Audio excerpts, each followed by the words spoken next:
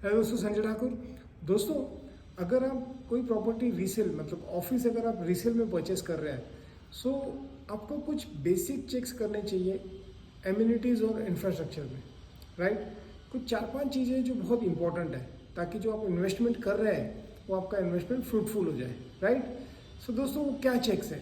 वो चेक्स है दोस्तों, बिल्डिंग के अंदर फायर सेफ्टी नॉर्म्स फॉलो किया गया है कि नहीं किया गया है, क्योंकि कोई भी एमएनसी कंपनी आएगी और उसमें फायर सेफ्टी नॉर्म्स फॉलो नहीं किए गए, फायर एनओसी नहीं है, फायर एनओसी रिन्यू नहीं हो रहा है, तो आपको उनको रेंट पे देने में तकलीफ हो जाएगी। तो फायर एनओसी नॉर्म्स को आप इग्नोर नहीं कर सकते हैं, पहला चीज़। सेकंड चीज़ क्या है दोस्तों, बिल्डिंग में लिफ्ट्स कितनी है। आप वहाँ पे जब लिफ्ट के पास जाके आप खड़े रहिए, जब वर्किंग आवर्स है, जब लंच टाइम है, जब एम्प्लॉयज़ आते हैं और घर जाते हैं और लंच टाइम है, वहाँ पे कितना टाइम लगता है आपको लिफ्ट में वेटिंग टाइम क्या रहता है, वो बहुत इंपॉर्टेंट है। अगर वेटिंग टाइम कम है मतलब बिल्डर ने सफिशिएंट लिफ्ट दिए हुए, अगर ज़्यादा है तो नहीं दिए हुए, राइट। ये आपको ध्यान देना पड़ेगा। उसके बाद क्या है, पावर बैकअप बिल्डिंग में दिया हुआ है कि नहीं दिया हुआ, क्योंकि कोई भी अच्छी कंपनी आएगी तो उसको पावर बैकअप 100% लगेगा।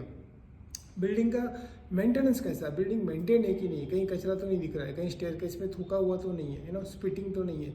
ये चीज़ें आपको ध्यान देना पड़ेगा। बिल्डिंग का मेंटेनेंस कितना है पर स्क्वायर फीट, ये चीज़ें ध्यान देना पड़ेगा। One more important thing, building में सफिशिएंट कार पार्किंग है कि नहीं। आपका रिजर्व पार्किंग है वो तो है, बट अगर कोई विजिटर्स आ रहा है, नंबर ऑफ एम्प्लॉयज़ के लिए सफिशिएंट बाइक पार्किंग है कि नहीं है, राइट दोस्तों। जब भी आप रीसेल में प्रॉपर्टी ले रहे हैं, इन चीज़ों का ज़रूर ध्यान दीजिए, तभी जो आप पैसा इन्वेस्ट कर रहे हैं वो पैसा आपका बढ़ेगा। अगर ये चीज़ें उसमें ठीक तरीके से नहीं है तो आप जो पैसा इन्वेस्ट कर रहे हैं वो डिप्रिशिएट होना स्टार्ट होगा, बढ़ेगा नहीं, राइट दोस्तों। फिर मिलेंगे एक नए वीडियो के साथ। Thank you.